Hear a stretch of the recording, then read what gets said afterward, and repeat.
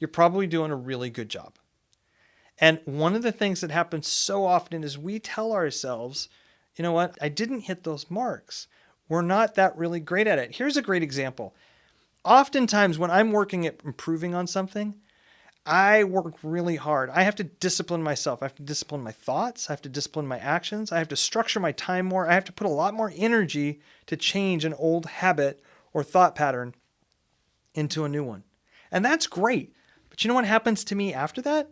Once I get those habits built in and everything else, I forget that they were hard for me. I forget that I did all that hard work.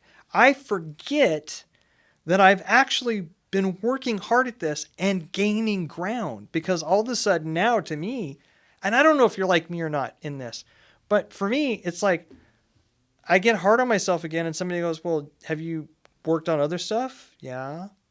Have you improved? I don't know. Then I realize, oh yeah, I used to do that and now I'm better here. I used to do this and now I'm better here. I use a journal.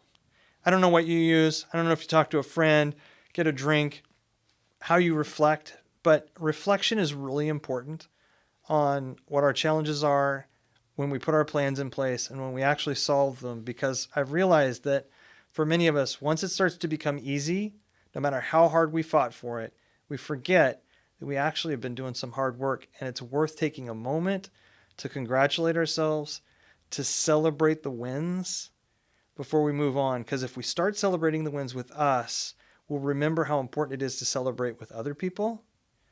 And you know what? If you're like most leaders, you're probably good at the second thing and you're just not good at the first. So I want to encourage you today to take a moment so that you can be even more encouraged with how well you're doing as you're growing and leading your company.